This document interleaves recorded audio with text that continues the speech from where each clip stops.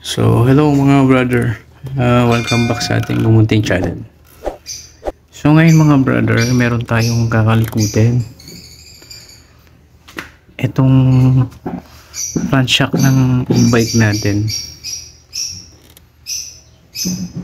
Umaabot na siya dito mga brother. So, tumutukod na talaga siya. So, babaklasin natin to mga brother. Lalagyan natin siya ng fork oil. So, baklasin natin to. Then, i-repair natin. Check natin kung bakit siya tumutukod. So, ang lakas na talaga ng tukod. Pag nalubak siya mga bro, abot na siya dito, talagang tumutukod. So, kahit hindi siya malubak, ayan yung play niya. So, masyadong malambot na siya. So, baka wala nang langis siguro to mga bro. Lagyan natin ng langis. So, yun. Baklasin natin to mga brother. So, ito lang naman ang babaklasin natin dyan. Itong gulong tanggalin natin. Itong tapaludo. Then, ito. Yan. Luwagan lang natin yan. Tsaka to. So, mahuhugot na natin yan mga brother. Hugutin natin tong dalawa na to. Let's go. So yan mga brother, jack natin siya.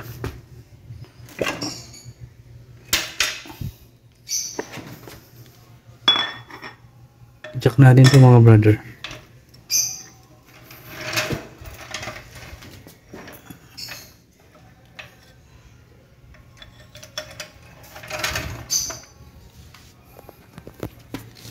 So itapat lang natin siya dito.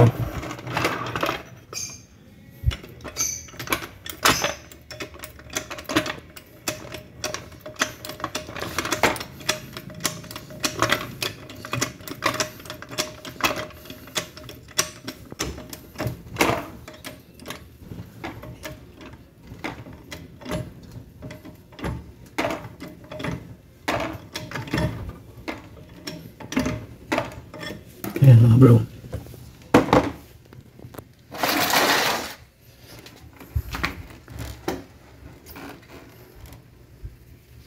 So yan. Baklasin na natin yan.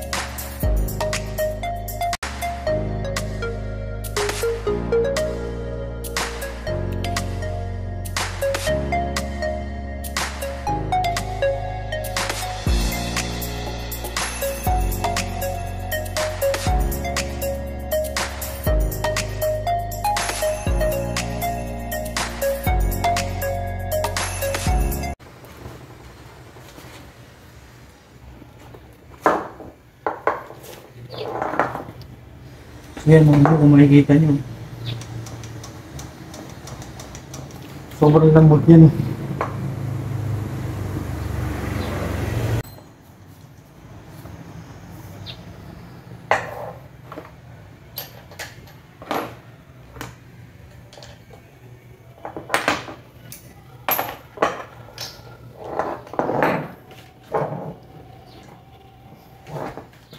So yun, ito yung medyo mahirap mga brother. Yung medyo mahirap baklasin. Dapat meron tayong pang-kontra.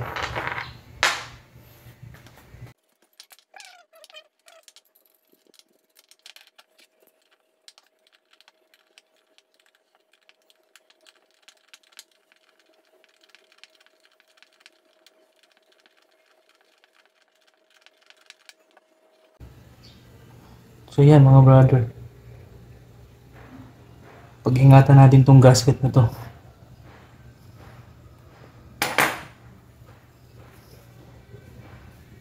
Itong gasket na to, pag-ingatan natin. So hindi naman siya nagasgas eh. Tsaka dito naman siya sa taas. Itong kailangan natin linisin. So gamit lang kayo ng gamit tubo pag wala kang pag-upit. So yung mga brother, kailangan natin ng pangtakal. So ito mga brother, kailangan natin to. Tsaka to. So ito, dito tayo kukuha ng pangtakal natin. So aalamin natin kung gaano karami yung laman yan. Kung may laman pa ba siya.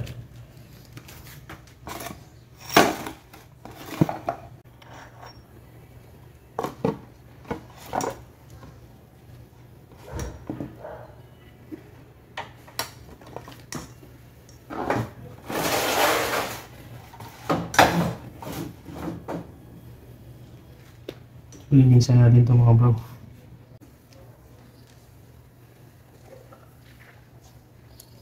So walang pinagkaiba yung ano niya, walang pagkakaiba.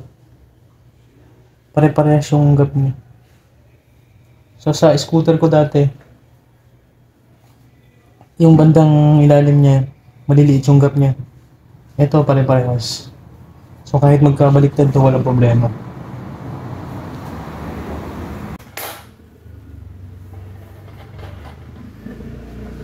So yun, wala na siyang laman brother. Mga brother, wala na laman. Ayan o. So side na side.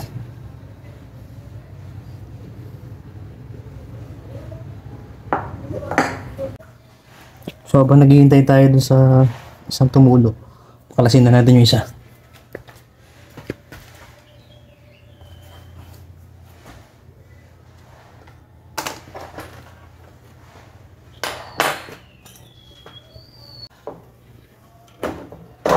Oh my goodness.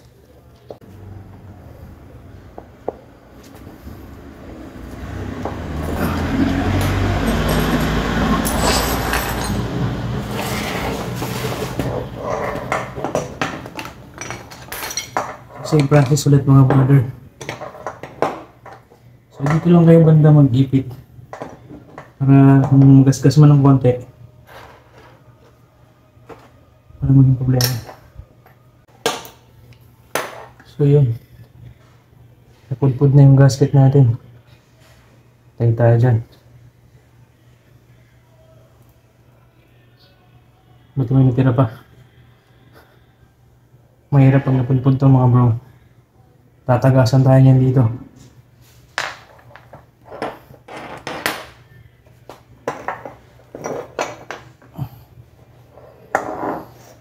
Ayan.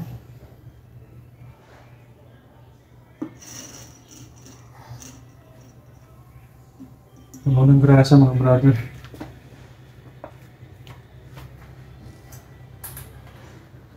Yun, itong kabila marami.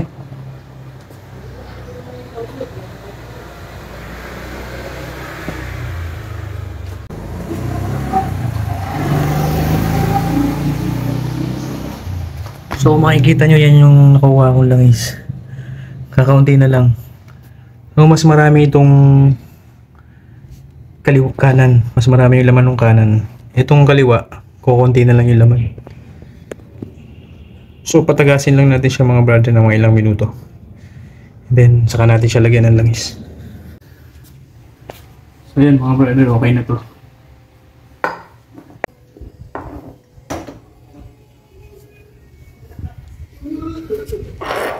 So yun, bigyan natin siya ng ano, bigyan natin siya ng 70 or 75, gawin natin 75.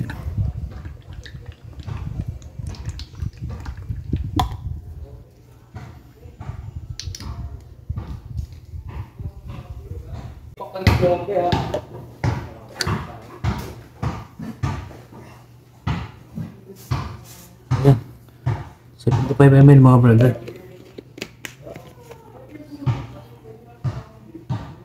175.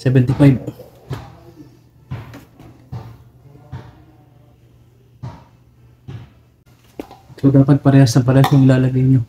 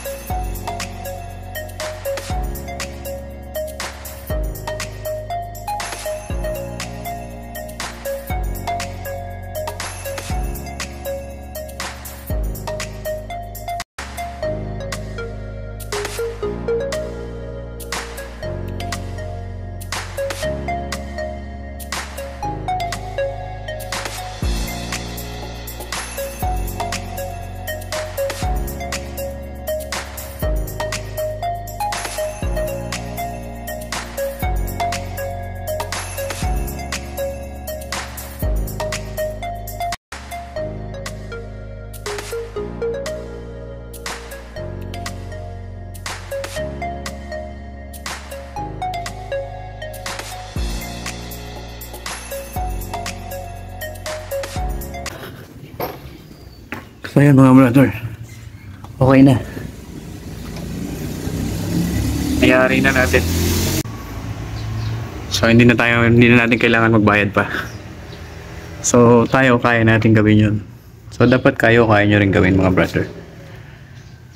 Ito lang ang kailangan natin dyan. Kailangan natin ito para pantay na pantay yung paglalagay natin ng fork oil sa fork natin. So ito medyo mahirap talaga pagbalik nito. Yung sa ibabaw niya, syempre kailangan mo idiin ng ganon din. Yung thread niya dapat tama yung pagkakalapat. So yun mga brother. Ayos na. Balik bago na naman yan. Kung gustuhan nyo yung mga video natin mga bro, pa-like na lang ako mga bro. Like, share. Kung bago ka pa lang napadpad sa channel natin, so yun, pakipindot mo na rin yung subscribe button natin. Sama mo na yung notification bell button para lagi kang updated sa mga susunod pang video natin. So yun mga brother, thank you for watching. God bless and ride safe mga brother. Thank you.